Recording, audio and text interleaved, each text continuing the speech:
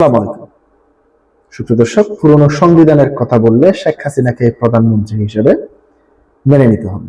এবার এ ধরনের বক্তব্য দিয়েছেন জাতীয় নাগরিক পার্টি এনসিপির আহ্বায়ক নাহিদ ইসলাম।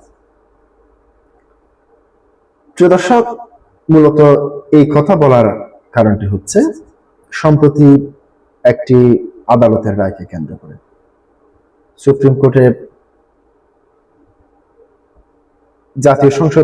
বিগত জাতীয় সংসদ নির্বাচনে যে গণভোট হয়েছে, গণভোট এবং তার পাশাপাশি জুলাই সনদ নিয়ে আদালতে রিট করা হয়েছে। রিটে শেষ পর্যন্ত সংবিধানের পক্ষে মত এসেছে। জুলাই সনদ কিংবা তার পাশাপাশি এই যে গণভোট হয়েছে, সেই গণভোট বাতিলের জন্য একটি রায় দিয়েছে। সেই রায়ের পরে এনসিপির আহ্বায়ক নাহিদ ইসলাম এ ধরনের বক্তব্য দিয়েছেন। দর্শক, তিনি কি বলতে চেয়েছেন?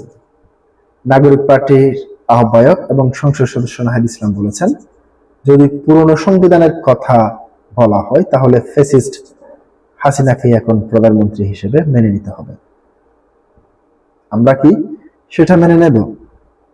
আপনারা যদি সংবিধানের দোহাই দেন, তাহলে সংবিধান অনুযায়ী অন্তর্বর্তীকালীন সরকার হয় না, এই প্রধান বিচারপতি হয় না, তারেক রহমানের সরকারও সংবিধান অনুযায়ী হয় না। মঙ্গলবার সন্ধ্যায় কুমিল্লা স্টেশন ক্লাবে এনসিপি আয়োজিত ইফতার মাহফিল পূর্ব সমাবেশে তিনি এসব কথা বলেন। নাহিদ বলেন, গণভোট, বিচার সংস্কার বাস্তবায়ন করতে হবে, শেখ হাসিনার বিচার নিশ্চিত করতে হবে। আপনারা অযথা পানি গোলা করবেন না। গণভোটে আমরা হ্যাঁ এর পক্ষে ছিলাম, হ্যাঁ জয়যুক্ত হয়েছে, কিন্তু সেই গণভোটের গণরায়কে নিয়ে যাওয়া হচ্ছে আদালতের, গণভোটের বৈধতাকে চ্যালেঞ্জ করা হচ্ছে আদালতে। আমরা সেটা মানব না। জনগণের মাইন্ডেডকে আদালতকে বিতর্ক করবেন না। জনগণের রায়কে আদালতে নিয়ে গেলে আমরা রাজপথে নামতে বাধ্য হব। সংসদকে সংস্কার পরিষদ হিসেবে ঘোষণা করতে হবে।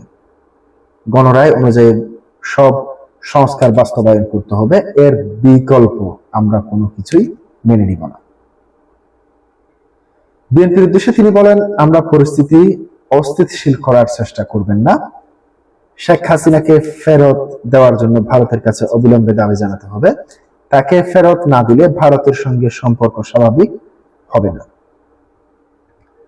ভারতের উদ্দেশ্যে নাহিদ ইসলাম বলেন, বাংলাদেশের সঙ্গে সম্পর্ক স্থাপন করতে হলে শেখ হাসিনাকে ফেরত দিতে হবে, জুলাই অভ্যুত্থানকে মেনে নিতে হবে এবং শরীফ ওসমান হাদির খুনিদের ফেরত দিতে হবে। তারপরে ভারতের সঙ্গে সম্পর্ক পুনঃস্থাপন বিবেচনা করা হবে। জুলাই গণঅভ্যুত্থানের আকাঙ্ক্ষা বাস্তবায়ন ও নাগরিকদের অধিকার আদায়ের সংগ্রাম 1 বছরের পথ চলা উপলক্ষে এনসিপির 10 দিন ব্যাপী কর্মসূচি অংশ হিসেবে কুমিল্লা বিভাগের উদ্যোগে এক ইফতার মাহফিলের আয়োজন করা হয়। এতে বিশেষ অতিথির বক্তব্য রাখেন এনসিপির সদস্য সচিব ও সদ্য সংসদ সদস্য আক্তার হোসেন এবং মুখপাত্র আসিফ মাহমুদ সজীব ভুঁইয়া এবং দক্ষিণাঞ্চলের মুখ্য সংগঠক ও কুমিল্লা 4 আসনের সংসদ সদস্য হাসনাত আব্দুল্লাহ। উত্তরাঞ্চলের মুখ্য সংগঠক সাজ্জাদ সালাম, এনসিপির মুখ্য সমন্বয়ক নাসির উদ্দিন পাটোয়ারি, জাতীয় যুব শক্তির আহ্বায়ক তরিকুল ইসলাম, এতে কুমিল্লা বিভাগীয় সাংগঠনিক সম্পাদক আতাউল্লাহ সহ বিভিন্ন নেতারা উপস্থিত ছিলেন। প্রিয় দর্শক, আজকে পর্যন্তই। আসসালামু আলাইকুম।